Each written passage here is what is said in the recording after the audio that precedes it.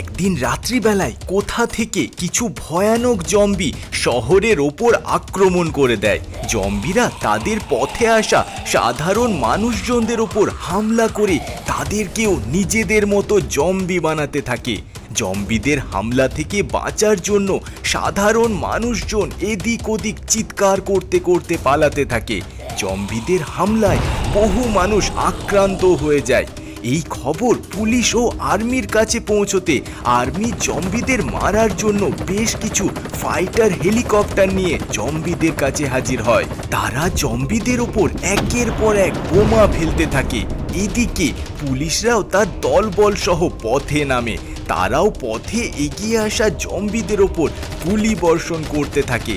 তাদের হামলায় জম্বিদের অনেকেই মারা পড়লেও বেশ কিছু জম্বি নিজেদের বাঁচাতে এদিক ওদিক পালিয়ে যায়।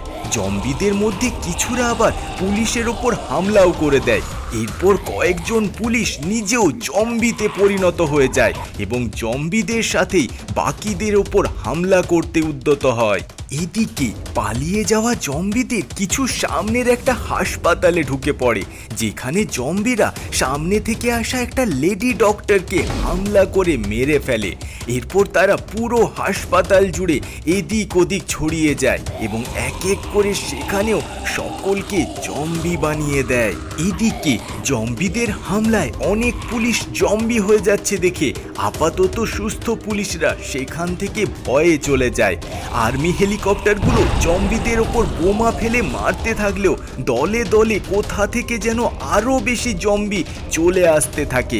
একসময় তাদের কাছে থাকা বোমা শেষ হয়ে যেতে হেলিকপ্টারগুলো নিরুপায় হয়ে তাদের বেসমেন্টের দিকে ফিরে যায়।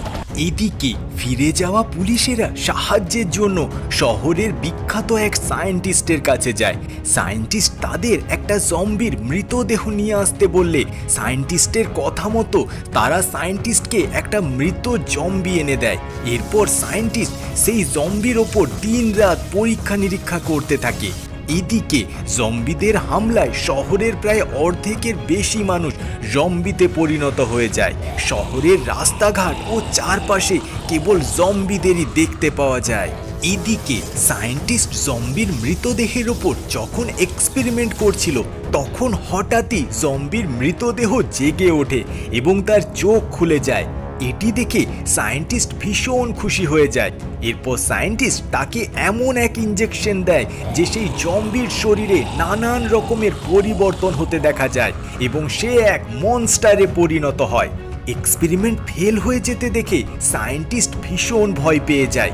এদিকে ওই মনস্টার জম্বি সায়েন্টিস্টকে সামনে দেখে তাকে হামলা করতে গেলে সায়েন্টিস্ট সেখান থেকে কোনো রকমে পালিয়ে যায়।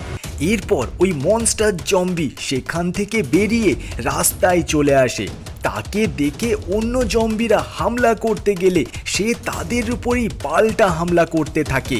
এতে জম্বিদের অনেকেই মারা যায়। এই দেখে বাকি জম্বিরা ভয়ে তাকে অনুসরণ করতে থাকে। এরপর মনস্টার জম্বি অন্য জম্বিদেরকে নিজের দাসের মতো ব্যবহার করতে শুরু করে। তার কথা মতো দাস জম্বিরা শহরের ওপর আগের থেকেও বেশি অত্যাচার বাড়িয়ে দেয় এবং শহরের চারিদিক তছনছ করতে থাকে। এদিকে সায়েন্টিস্ট তার তৈরি করা একটা ড্রোনকে ওই সমস্ত জম্বিদের উৎসের সন্ধানে পাঠিয়ে দেয়। সায়েন্টিস্টের পাঠানো ড্রোন ওই জম্বিদের পিছু করতে থাকে। হঠাৎই দেখা যায় রাত্রিবেলায় ওই জম্বিরা জঙ্গলের দিকে এগিয়ে যাচ্ছে। সায়েন্টিস্ট তার বাড়িতে থাকা মনিটরে এই সব কিছু দেখতে থাকে। সায়েন্টিস্ট ওই ড্রোনটিকে তাদের পিছনে পাঠায়। সমস্ত জম্বিরা ওই গভীর জঙ্গলটির একেবারে মাঝামাঝি এক অজানা বিশাল আকার এক ল্যাবের মতো জায়গায় ঢুকে পড়ে। ড্রোনও তাদের পিছন পিছন সেখানে ঢুকে যায়। সেখানে জম্বিরা একটা সায়েন্টিস্টের কাছে এসে কিছু কথাবার্তা বলতে থাকলে এদিকে শহরের ভালো সায়েন্টিস্ট ওই জঙ্গলে থাকা সায়েন্টিস্টকে চিনে ফেলে। সে মনে করতে থাকে যে বহু বছর আগে তারা দুজনে যখন এক জম্বি ভাইরাসের ওপর এক্সপেরিমেন্ট করছিল তখন ওই বদমাস সায়েন্টিস্ট তার প্রজেক্টের পেপার চুরি করে নিয়ে চলে যায় এবং বহু খুঁজেও তাকে আর খুঁজে পাওয়া যায় না। ভালো সায়েন্টিস্ট সমস্ত কিছু বুঝে যায় এবং ওই বদমাস সায়েন্টিস্টকে থামাতে পুলিশের একটা টিমকে জঙ্গলে পাঠায়। পুলিশের টিম ওই বদমাস সায়েন্টিস্টকে ধরতে গেলে সায়েন্টিস্টের তৈরি করা ওই জম্বিরা পুলিশদের ওপরেই আক্রমণ করে দেয়। সঠিক সময় সেখানে আর্মির ফাইটার হেলিকপ্টারগুলো চলে আসে এবং ওই সমস্ত জম্বিদের ওপর বোমা ফেলতে শুরু করে। বোমার আঘাতে আপাতত সেখানকার সমস্ত জম্বি মারা পড়ে। সেই সুযোগে ওই বদমাস সায়েন্টিস্ট পালাতে গেলে পুলিশ ও আর্মির দল তাকে বন্দি বানিয়ে শহরে নিয়ে আসে। এদিকে জেলে বন্দি ওই বদমাস সায়েন্টিস্টের কাছে ভালো সায়েন্টিস্ট এসে ওই জম্বিদের মারার ভ্যাকসিনের খোঁজ নিলে ওই বদমাস সায়েন্টিস্ট কোনো কিছুই বলে না। কিছুক্ষণই ওই মনস্টার জম্বি তার দলবল সহ ওই জেলের ভেতর হামলা করে দেয়। পুলিশের দল তাদের উপর গুলি বর্ষণ করতে থাকে। এতে দাস জম্বিরা মারা পড়তে থাকলেও মনস্টার জম্বির ওপর ওই গুলির কোনোই প্রভাব পড়ে না। উল্টে ওই মনস্টার জম্বির হামলায় বহু পুলিশ জম্বিতে পরিণত হয়। এদিকে এই খবর ওই দুই সায়েন্টিস্টের কাছে এসে পৌঁছলে ভালো সায়েন্টিস্ট একটা পুলিশের সাহায্য নিয়ে ওই বদমাস সায়েন্টিস্টকে কোনো রকমে মুক্ত করায়। কিন্তু ততক্ষণে ওই মনস্টার জম্বি সেখানেও এসে পৌঁছে যায়। তাকে সামনে দেখে দুই সায়েন্টিস্ট পালাতে গেলে বদমাস সায়েন্টিস্ট হোঁচট খেয়ে নিচে পড়ে যায়। মনস্টার জম্বি ততক্ষণে ওই বদমাস সায়েন্টিস্টের একেবারে কাছে চলে আসে। ভালো সায়েন্টিস্ট দ্রুত সেখানে এসে একটা অ্যাসিড বোম ওই মনস্টার জম্বির দিকে ছুড়ে দেয়।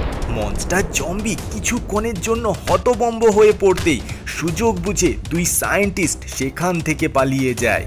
এরপর ওই ভালো সায়েন্টিস্টের সাহায্যের জন্য বদমাস সায়েন্টিস্টের মন বদলে যায় এবং সে তাকে সাহায্য করতে রাজি হয়। বদমাস সায়েন্টিস্ট ভালো সায়েন্টিস্টের ল্যাবে ওই জম্বি ভাইরাসের এমন এক অ্যান্টিডোট তৈরি করে যেটা জম্বিদের গায়ে লাগতেই তারা পুড়ে ছাই হয়ে যাবে।